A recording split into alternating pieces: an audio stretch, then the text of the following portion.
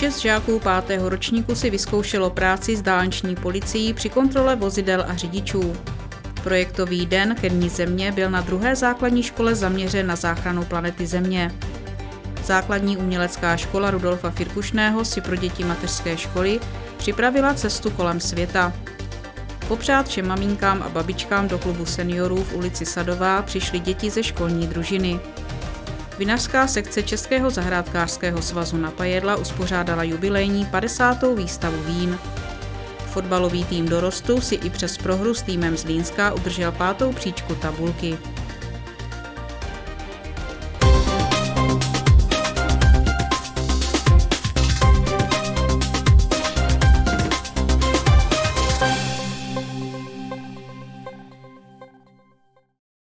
Dobrý den. Vítám vás u posledního květnového vysílání Napajedelské kabelové televize.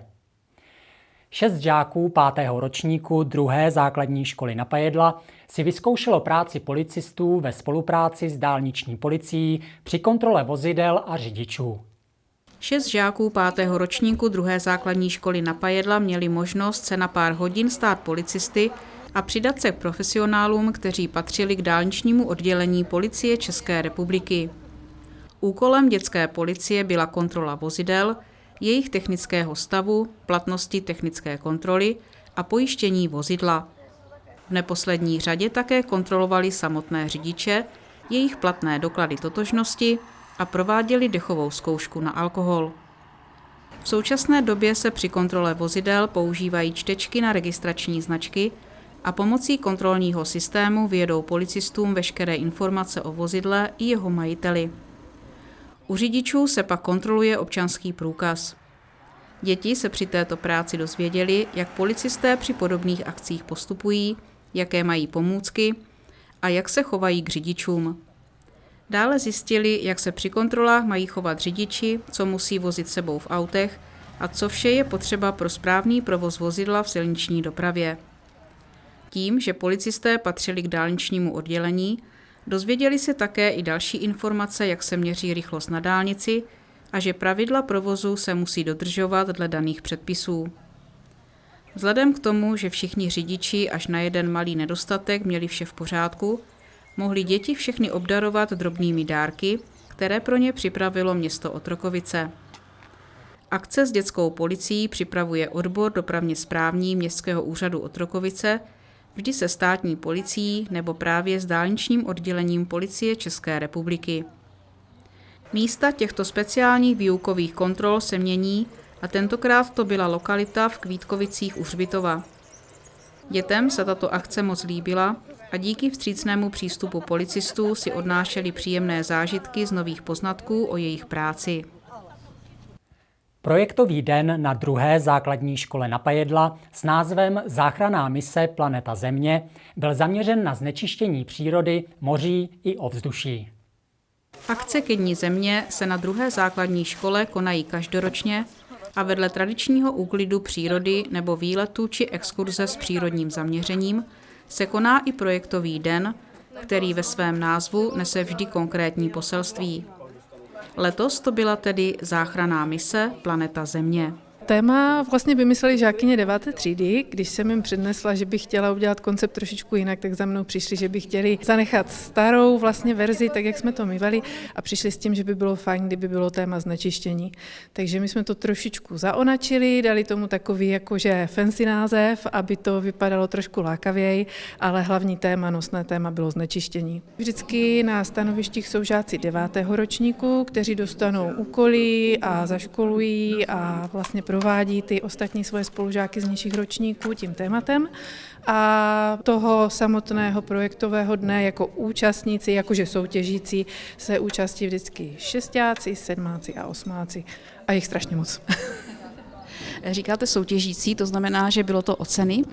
Snažíme se každý rok, aby každý něco dostal, aspoň nějakou drobnost, ale ta jednotlivá stanoviště jsou ve větší míře bodovaná, která samozřejmě jdou obodovat, a potom ty skupiny, které dostanou největší počet bodů, tak jsou ohodnocené nějakou takovou jakože pěknější nebo hodnotnější cenou od různých sponzorů. Oslovili jsme různé firmy a ti nám dali různé takové třeba propagační materiály, trička a dokonce i pitíčka a svačinky a já nevím co. Když byste nás provedla celým tím dnem, čím vším museli projít? Snažíme se to vždycky dělat tak, aby ten průřez byl napříč druhým stupněm předměty, takže byla tam zapojená matematika, počítalo se, kolik odpadu třeba vyprodukuje jedna třída, potom tam byl zapojený dějepis, tuším, potom tam byl určitě zeměpis, místa s největším znečištěním na planetě. Moc se mi líbilo stanoviště, které bylo zaměřené na problematiku fast fashion, to si myslím, že je hodně aktuální téma. Samozřejmě přírodopis, jaké dopady to má celkově nejenom na ovzduší planety, ale i na jednotlivé živočichy, na jednotlivé rostliny. Moc se mi líbilo, že i kolegyně z výtvarné výchovy tam měla stanoviště, takže tady na nádvoří se tvořilo, byla tam taková dílnička. Moc fajn bylo taky stanoviště, které bylo zaměřeno na ropné znečištění, ropné skvrny, to si kolegyně přírodopisářka taky dala práci. A myslím si, že to bylo takové hodně pestré. Jsou státy, které se snaží přispět k ochraně planety Země tříděním a efektivní likvidací odpadu, snaží se učit své obyvatele šetřit a neplýtvat zdroji, žít úsporně a maximálně využívat, co nám příroda nabízí, aniž bychom ji vyčerpali. Jsou ale země, které mají k těmto postupům opačný postoj. Proto je důležité, aby se na stranu zdravé planety postavily děti, které jsou její budoucností. Každá jejich osvěta je tedy cennou devizou do výchovy budoucí lidské společnosti, která si bude vážit všeho, co nám naše planeta Země dává. My se snažíme je k tomu vést, protože ten přírodopis, který my učíme, tak by měl vlastně vést žáky k tomu, aby získali nějaký vztah k přírodě, k ochraně přírody, takže se snažíme tímto způsobem na ně působit. Ale samozřejmě ten projektový den jde víc do hloubky, ukáže jim třeba témata, o kterých třeba neměli představu, nebo se doteď o ně nezajímali, takže věřím tomu, že jim to otevře obzory, rozšíří jim to ty obzory a je to pro ně určitě přínos, jakože poznají spoustu věcí, dozví se spoustu zajímavostí a třeba je některá témata zaujmou, že si řeknou takový ten aha moment, že tam proběhne a řeknou si, že by se ta příroda opravdu měla prostě chránit. No. Základní umělecká škola Rudolfa Firkušného si pro děti mateřské školy na Pajedla připravila cestu kolem světa za exotickými zvířaty. Pro děti z mateřské školy na Pajedla se prostory základní umělecké školy Rudolfa Firkušného proměnily na různé kontinenty s bohatou faunou a zajímavými cestovateli nebo jejich původními obyvateli.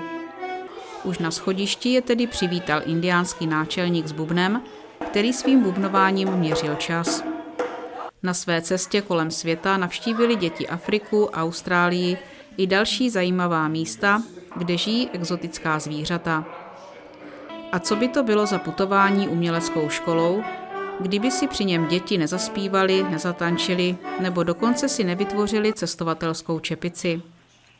Různé nástroje, které se vyučují v hudebním oboru, představovaly zvuky a hlasy zvířat. Ty menší patřily malým zvířátkům či ptáčkům a čím víc se nástroje zvětšovaly, tím také znázorňovaly větší zvířata. V podání hudebních vstupů učitelů základní umělecké školy zvířata také utíkala, honila se, létala nebo naopak důstojně kráčela, dřímala nebo se chystala k lovu. Výtvarný obor v této cestě kolem světa nabídl hru s barvami. Jako je barevný svět svou faunou i flórou, tak mohla být barevná i cestovatelská čepice, kterou si po jejím dokončení mohly děti odnést domů. Každá čepice byla originální, podle oblíbenosti barviček dětí a také podle toho, jak které dítě k výtvarné tvorbě přistupuje. Pestrý a na hudbu i zážitky bohatý program si děti moc užili. Tleskali, dupali, hopsali nebo se pohybovali v rytmech tónů a zvuků a i díky letuškám prolétli svět velmi rychle. Mnohým se ani nechtělo zpátky do školky a nejraději by si v tomto uměleckém světě hráli celý den. Mnohé děti toto prostředí zaujalo natolik, že se do něj brzy vrátí jako žáci školy a vyberou si nástroje, které jim budou nejbližší. Ať už se na ně budou učit hrát, nebo jimi budou malovat, a nebo bude nástrojem jejich vlastní hlas, který se naučí zdokonalovat.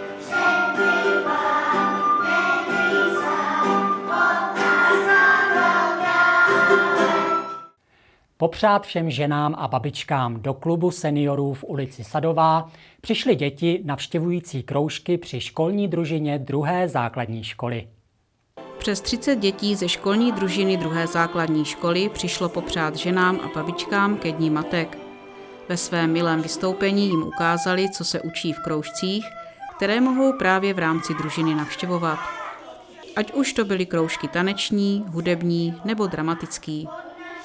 Rytmík i rytmíček navštěvují děvčata, která mají rády pohyb, tanec a rytmus, jímž mohou vyjadřovat svůj pocit radosti v kolektivu svých kamarádek. Kroužek Docela malé pískání je určen dětem, které si na flétnu rády zahrají písničky a mohou tak doprovázet ostatní při zpěvu.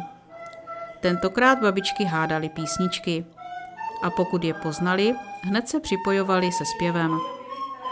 Divadelko Rozmarínek zahrálo úsměvnou pohádku o králi, který měl několik hádavých dcer, a protože se neustále hašteřili, která z nich je nejkrásnější, nikdo je nechtěl. Až přiletěl drak a tu nejkrásnější chtěl k obědu. Najednou nebyla krásná ani jedna, a tak drak odletěl s prázdnou a princezny se polepšily. Úsměvy a potleskem ocenili babičky všechny děti za jejich snažení a za to, jak se jim celý program povedl. Nakonec všem ženám děti popřáli k jejich svátku a obdarovali je speciální taškou, balónkem i srdíčkem. Obdarovat neopomněli ani muže, který se přišel potěšit jejich milým vystoupením. Stejný veselý program, který zhlédli seniori v ulici Sadová, mohli zažít i další ženy, maminky a babičky, pro které děti ze školní družiny 2. základní školy vystoupily.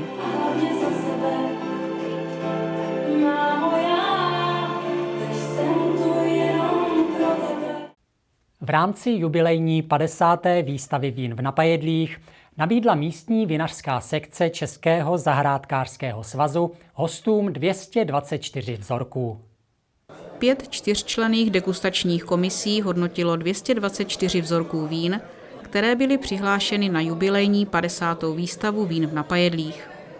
Organizátory byli tradičně členové místní vinařské sekce Českého zahrádkářského svazu a jejich úkolem bylo vzorky roztřídit podle barvy, odrůdy, přívlastku či ročníku. Vinařství v Napajedlích začínalo se rozvíjet v nějakých 50. 60. letech minulého století, ale přišlo období, kdy Révo Kazviny ty vinohrady totálně zlikvidoval, takže byla nějaká prodleva a později potom v těch 70. letech se to vlastně znovu tady rozjelo.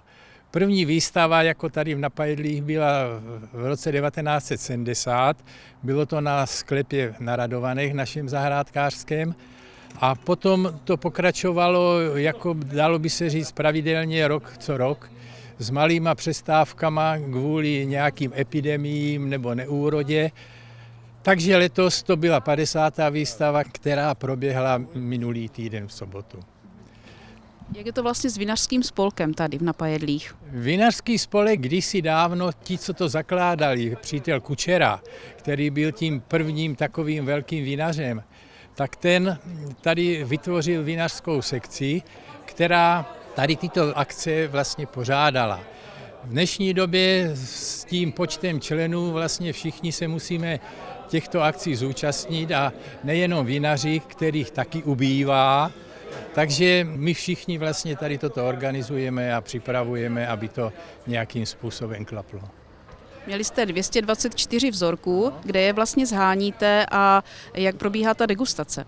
Vzorky zháníme tak, že je od těch našich známých z okolí svážíme, a to tak, že to, co my jim dáme na jejich výstavu, oni nám zase vrátí na výstavu naší. Takže to je taková výměnná spolupráce, kdy tady toto se takto zajišťuje. No a jak se shromáždí vzorky, tak pak proběhne degustace.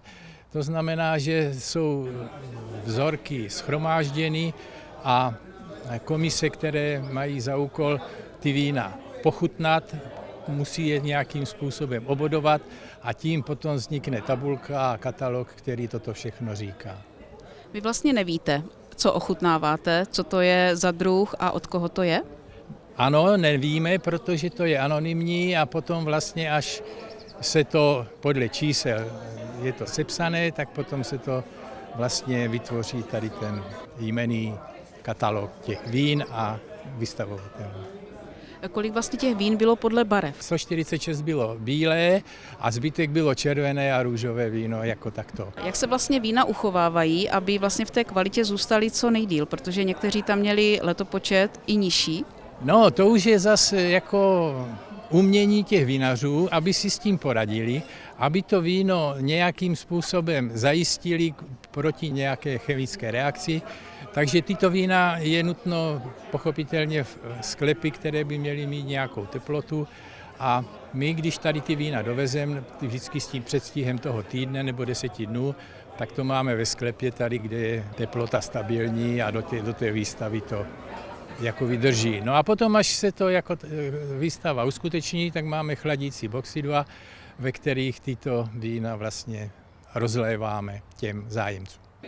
Která vína vlastně dopadla nejlépe? No, je to bodované jako 20stupňovou škálou toho bodování a nejlepší jako vína, jako co se týká tady toho bodování, tak bylo víno od našeho vinaře Večeří. A pak tu máme z těch topolských vín Mikoška a Nedbálek Petr. Tramín červený. Proč patří mezi bílá vína? Je to bílé víno, je to zajímavé, ale je to bílé víno, ale ta barva červená je barva slupky. Vedle vinařů z Napajedel přivezli své vzorky vinaři z Bílovic, Halenkovic, Kněžpole, Mařatic, Nedachlebic, Oldřichovic, Otrokovic, Pohořelic, Polešovic, Spytihněva, Starého Města, Topolné a Velkého Ořechova. Největším počtem vzorků byly zastoupeny odrůdy z bílých vín, Chardonnay, Riesling rýnský a rulanské bílé, z červených vín pak rulanské modré, Zweigeltrebe a Dornfelder. V nabídce však byly další známé i méně známé či nové odrůdy a také vína směsná z více odrůd. Směsky to je tak už, co ten vinař taky s tím dovede poradit, ať už tím, že chce spojit nějaké dvě zajímavé odrůdy, anebo taky podle toho, jaké má množství jednoho druhého, aby to nějak takto bylo zajištěné. Kdo letos vyhrával k dobré náladě?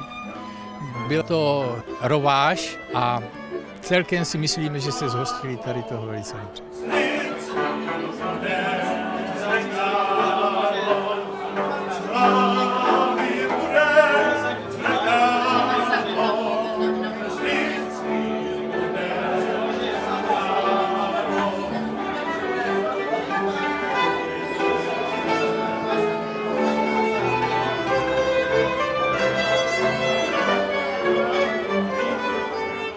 Jak jste byli spokojeni s návštěvností? Návštěvnost byla dobrá, bych řekl. Proti těm minulým letem byla možná tak kolem 120 účastníků. Do stovky bývaly ty minulé roky. Někdy v historii to bývalo i víc, ale taky byla dobrá. Počasí nám přálo, takže byla dobrá. Říkal jste, že vinařů u vás ubývá. Jak by se dali vlastně ti mladí motivovat, aby se přidali a tu tradici nesli dál?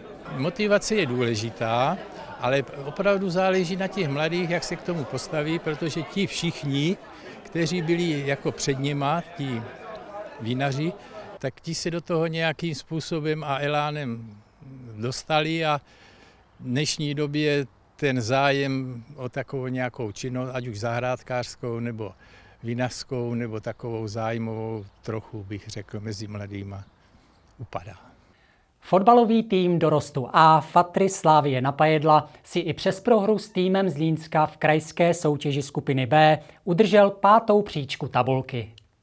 V dalším kole krajské soutěže dorostu skupiny B se mezi sebou utkali fotbalisté Napajedel a Zlínska. Za domácí tým v sestavě nastoupili Bernatík, Baroň, Michal, Hoferek, Skácel, Gorec, Podlas, Hejda, Klofáč, Cerony a Stuchlík. Nastoupit do hry v průběhu zápasu byli ještě připraveni Kafka, Floriš, Foltín, Vančík, Silný a Šimko. Trenérem dorostenců A Fatrislávie Napajedla je Krištof Seibert. V prvním poločase byla hra poměrně vyrovnaná, oba týmy si dokázali vytvořit několik zajímavých situací a šance byly na obou stranách. Domácí tým ale nevyužil 2 velké gólové šance, které mohly vývoj zápasu výrazně ovlivnit a dostat jej do vedení. A jak nám sdělil trenér týmu, právě efektivita v zakončení dorostencům v posledních zápasech chybí.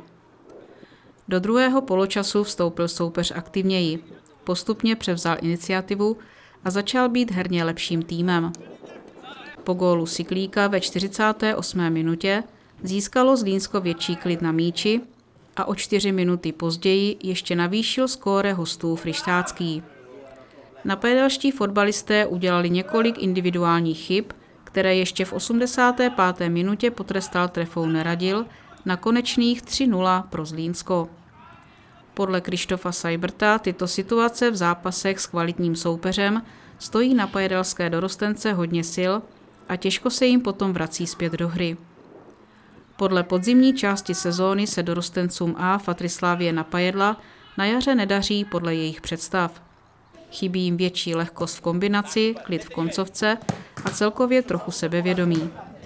Podle slov trenéra se dá říct, že na ně momentálně sedla herní deka. Přesto ale tým pracuje dál naplno a všichni si uvědomují, že jediná cesta ven vede přes poctivou práci a maximální nasazení. Do konce sezóny čekají napajedalské dorostence ještě 3 zápasy a trenér věří, že v nich dokáže tým zabrat, podat lepší výkony a získat k radosti fanoušků co nejvíce bodů. Z dnešního posledního květnového vysílání Napajedalské kabelové televize je to vše. Přeji vám krásné dny blížícího se léta a času dovolených. Naschledanou.